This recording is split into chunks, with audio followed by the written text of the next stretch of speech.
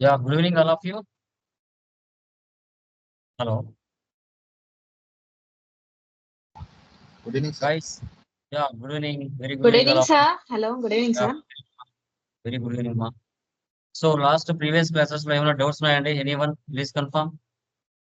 Anyone క్లియరా? Clear, sir. It's clear, no doubts. Done guys. So ఇది నా second channel అండి, Tally Prime training in Telugu. So like మన subscribers కానీ viewers కానీ ప్రజెంట్ ఆన్లైన్ ట్రైనింగ్ తీసుకున్న స్టూడెంట్స్ కానీ సో దీన్ని కూడా సబ్స్క్రైబ్ చేసుకోండి. So live updates and live videos live content అనేది రెగ్యులర్ గా 5 o'clock మీరు రీచ్ అవ్వడానికి ఛాన్సెస్ ఉంటాయి. Okay, so today is the last basic theory class. From tomorrow we can maintain and create all configurations in SAP FICO. Okay, PPT కనబడుతుందా? Please confirm. Yes, sir. కనబడుతుందమ్మా? It is visible, sir. Yeah, okay. So last classes లో ఉంది మనము FI consultant job వచ్చిన తర్వాత real టైంలో కంపెనీలకు వెళ్ళిన తర్వాత అక్కడ FICO కన్సల్టెంట్ చేయవలసిన పనులు ఏంటి అనేది నిన్నటి క్లాస్ లో మనం క్లియర్ గా డిస్కషన్ చేయడం జరిగింది. అదేవిధంగా క్లయింట్స్ అంటే ఎవరు, క్లయింట్స్ మనకు IT కంపెనీస్ కి ఎంత ఇంపార్టెంట్ రోల్ మెయింటైన్ చేస్తారో, ఆ క్లయింట్స్ వల్ల మనకు ఎలాంటి బెనిఫిట్స్ వస్తాయి, వారి యొక్క డేటా ఎక్కడ సేవ్ అవుతుంది, ఎన్ని రకాల డేటా మన దగ్గర ఉంది, ఓకే. సో ఎలాంటి టైప్ ఆఫ్ మనకు ఎర్రర్స్ వస్తాయి అనేది లాస్ట్ క్లాస్ లో క్లియర్ గా మనం డిస్కషన్ చేసాం. ఫ్రమ్ టుడే క్లాస్ లో టైప్స్ ఆఫ్ సర్వర్స్ ఏమున్నాయి, టైప్స్ ఆఫ్ ప్రాజెక్ట్స్ ఏమున్నాయి అనేది క్లియర్ గా టుడే క్లాస్ లో మనం డిస్కషన్ చేద్దాం. ఓకే, చూడండి client or system landscape in SAP FICO. Landscape means servers అంటారు. ల్యాండ్స్కేప్ మీన్స్ సర్వర్స్ అని మనం చెప్పుకుంటాం. సో చూడండి, మనకి టైప్స్ ఆఫ్ సర్వర్స్ ఎన్ని ఉన్నాయంటే 5 ఉన్నాయి. Sand box server, development server, configuration, quality server, pre production server, production server. వీటిని మనం టైప్స్ ఆఫ్ సర్వర్స్ అని మనం చెప్తాం.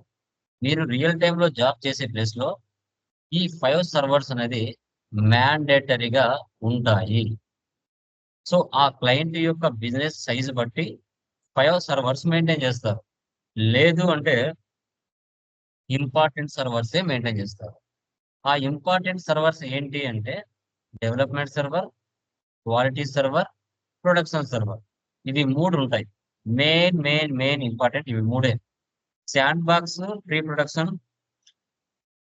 ఉండొచ్చు, ఉండకపోవచ్చు. అది కూడా మీరు గమనించాలి.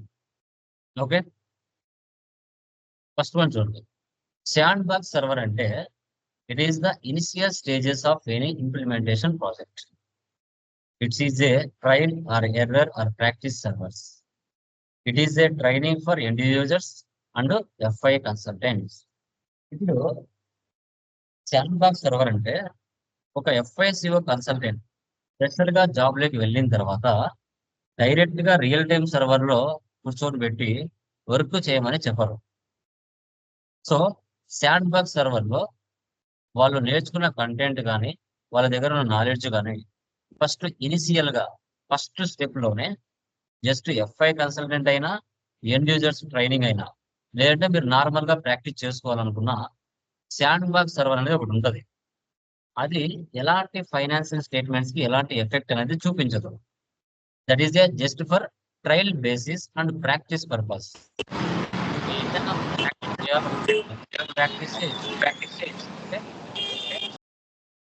సో తర్వాత మొత్తం కాన్ఫిగరేషన్స్ కానీ ప్రాక్టీస్ పర్పస్ కానీ మీరు చేయాలనుకుంటే ఆ యొక్క శాండ్ బాక్స్ సర్వర్ లో FI కన్సల్టెంట్ అయినా, ఎండ్ యూజర్స్ అయినా దాంట్లో మీరు ప్రాక్టీస్ అనేది చేయొచ్చు.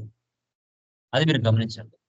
ఓకే, ఇక్కడ బాగా ఇచ్చాను. ఇనిషియల్ స్టేజెస్ అంటే ఒక ప్రాజెక్ట్ లోకి మనం ఎంటర్ అయిన తర్వాత రియల్ టైం ట్రాన్సాక్షన్ చేసే ముందు ప్రాక్టీస్ కోసం కానీ, ట్రయల్ బేసిస్ కోసం కానీ, ట్రైనింగ్ పర్పస్ కోసం కానీ ఈ శాండ్ బాక్స్ సర్వర్ లో కంపల్సరిగా మనము ప్రాక్టీస్ అనేది చేయాలి. అంటే ఇంప్లిమెంటేషన్లోకి వెళ్ళక ముందే ఏమైనా ప్రాబ్లమ్స్ వస్తాయా, ఎర్రర్స్ వస్తాయా, బగ్స్ వస్తాయా, సబ్జెక్ట్ మనకి ఎంతవరకు మైండ్లో ఉంది అనేది కూడా దీంట్లో రియల్ టైంలోకి వెళ్ళే ముందు ఇక్కడ ప్రాక్టీస్ చేయొచ్చు. Okay, done. దీనే మనం శాండ్ బాక్స్ సర్వర్ అని చెప్పుకుంటాం. తర్వాత డెవలప్మెంట్ సర్వర్ అంటే ఏంటి? సో ఈ డెవలప్మెంట్ సర్వర్ అనేది very very very very very important. Real time ఒక క్లయింట్ యొక్క సంబంధించిన బిజినెస్ సంబంధించిన ప్రాసెస్ ని ఫస్ట్ మనం డెవలప్మెంట్ సర్వర్ లోనే స్టార్ట్ చేస్తాం. సో ఫస్ట్ మనం డెవలప్మెంట్ సర్వర్ లో నుంచే వర్క్ అనేది స్టార్ట్ చేస్తాము. ఈ డెవలప్మెంట్ సర్వర్ అనేది చాలా చాలా చాలా చాలా చాలా important. So development server implements to do real time configurations as per company requirements. ఈ డెవలప్మెంట్ సర్వర్ ని గోల్డెన్ క్లయింట్ అని కూడా పిలుస్తారు. గోల్డెన్ క్లయింట్స్ అని మనం పిలిచడం జరుగుతుంది. ఓకే, సో ఈ డెవలప్మెంట్ సర్వర్ లో ఏం చేస్తామంటే, ఓకే, సో లైక్ ఈ డెవలప్మెంట్ సర్వర్ లో మనం ఏం చేస్తామంటే ఫస్ట్ క్లయింట్ యొక్క బిజినెస్ ప్రాసెస్ అంతా మనం తెలుసుకొని వారి యొక్క బిజినెస్ లో ఉన్న పర్చేజెస్ కానీ, పర్చేజ్ బిల్స్ కానీ, సేల్స్ బిల్స్ కానీ, ఎక్స్పెన్సెస్ కానీ, ఇన్కమ్స్ కానీ ఏవైనా కానివ్వండి, వాటన్నిటిని గురించి తెలుసుకొని ఆ పర్చేజ్ బిల్లు ఎంటర్ చేయాలన్నా, సేల్ బిల్లు ఎంటర్ చేయాలన్నా వాటికి సంబంధించిన కాన్ఫిగరేషన్స్ అన్ని డెవలప్మెంట్ సర్వర్ లో చేస్తారు. నువ్వు ఒక పర్చేజ్ బిల్లు ఎంటర్ చేయాలన్నా, సేల్స్ బిల్లు ఎంటర్ చేయాలన్నా first company, group of company course, business areas, departments, financial year, ఇవన్నీ కూడా బ్యాక్ ఎండ్ లో ఎఫ్ఐ కన్సల్టెంట్ వర్క్ చేయాలి. అతను చేయాల్సిన పని ఏంటంటే ఎఫ్ఐ కన్సల్టెంట్ కాన్ఫిగరేషన్లన్నీ చేయాలి.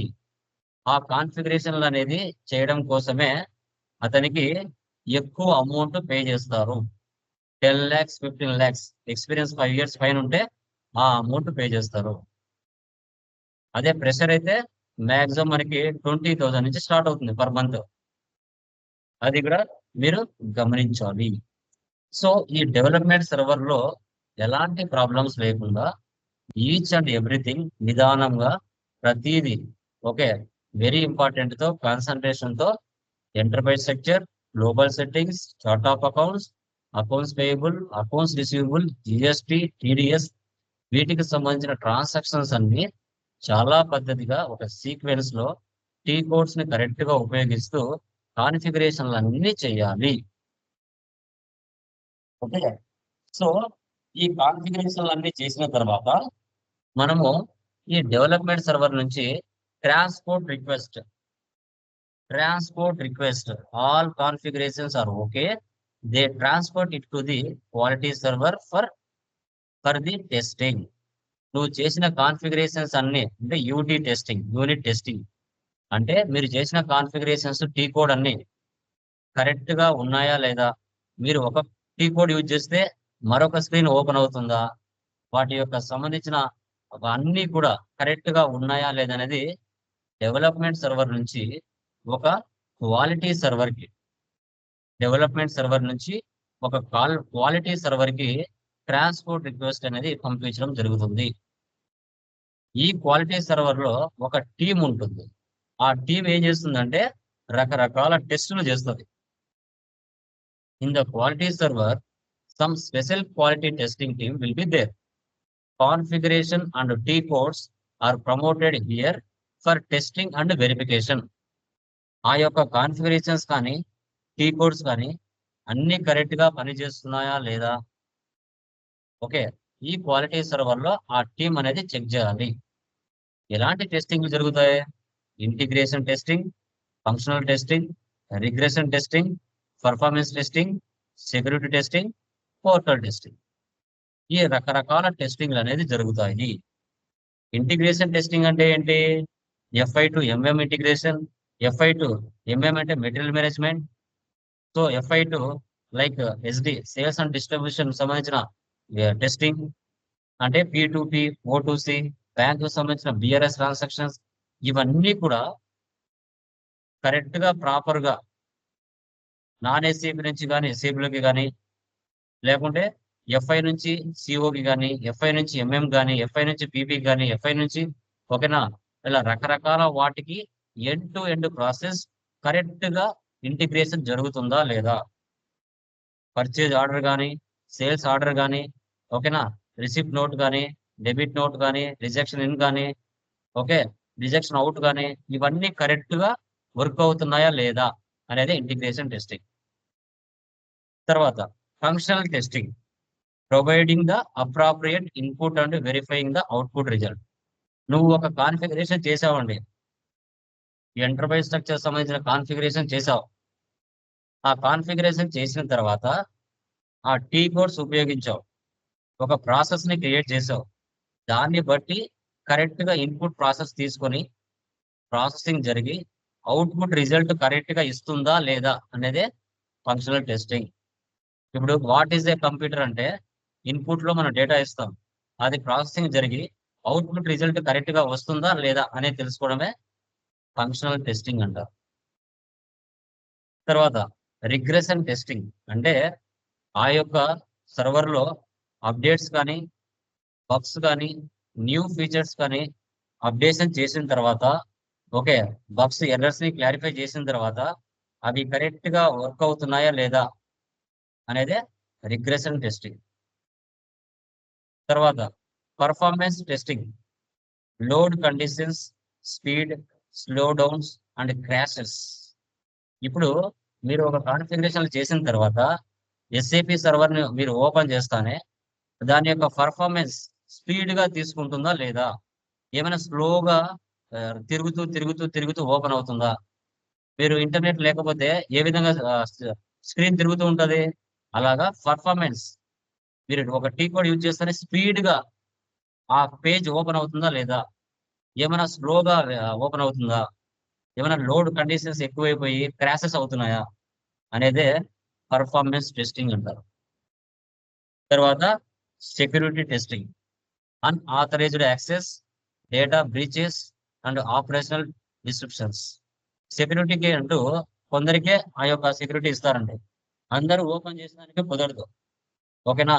అన్ఆథరైజ్డ్ యాక్సెస్ ఎవరైనా మీకు తెలియకుండా అది మేనేజర్స్ మాత్రమే యాక్సెస్ ఉంది అనుకోండి, మీరు వాళ్ళకి తెలియకుండా వేరే వాళ్ళకు యాక్సెస్ చేయడం, డేటా కరప్షన్ చేయడం ఓకే డేటాని మిస్ మ్యాచ్ చేయడం అలాంటివి ఏమైనా జరగకుండా సెక్యూరిటీ టెస్టింగ్ కూడా చేస్తారు.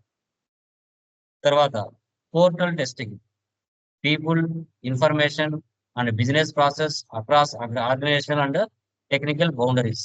ఇప్పుడు పోర్టల్ మీకు సపరేట్ గా ఒక పోర్టల్ ఉంటుంది, ఆ పోర్టల్ అనేది ఎంతమందికి యాక్సెస్ ఉంది చూడడానికి, పీపుల్ కి ఎంతమందికి ఆ పోర్టల్ ఇన్ఫర్మేషన్ తెలిసి ఉండాలి, ఆ బిజినెస్ ప్రాసెస్ ఏంటి, ఆర్గనైజేషన్ లో కానీ టెక్నికల్ గా బౌండరీస్ ఏమైనా దాటి వెళ్తున్నారా, అది లీగల్ గా కరెక్ట్ గా ఎవరైతే ఆథరైజేషన్ ఉంటారో వాళ్ళకి మాత్రం ఇన్ఫర్మేషన్ తెలుసా, మిగతా వాళ్ళకి అన్ఆథరైజేషన్ పర్సన్ ఏమైనా తెలుసా, ఇవన్నీ కూడా పోర్టల్ టెస్టింగ్ అనేది చేస్తారు. ఏమైనా పోర్టల్స్ మిస్ మ్యాచ్ అవుతున్నాయా, ఆ డేటా మిస్ మ్యాచ్ అవుతుందా అనేది పోర్టల్ టెస్టింగ్ అనేది చేస్తారు. వీటినే టైప్స్ ఆఫ్ టెస్ట్ అని చెప్తాం. ఇది క్వాలిటీ సర్వర్ లో మనం చెక్ చేస్తాం. ఓకే డెవలప్మెంట్ సర్వర్ నుంచి ట్రాన్స్పోర్ట్ రిక్వెస్ట్ ని క్వాలిటీ సర్వర్ కి మూవ్ చేశారు, క్వాలిటీ సర్వర్ నుంచి నెక్స్ట్ ట్రాన్స్పోర్ట్ రిక్వెస్ట్ ని ప్రీ ప్రొడక్షన్ సర్వర్ కి మూవ్ చేస్తారు. In the pre production server the configuration that I had done and came from the quality server. Here it is again tested for the user acceptance. This is called UAT, user acceptance testing. After the UAT configuration and codes are sent to production server. Sometimes accounts or senior accountants also do this testing. Here end users can edit the data.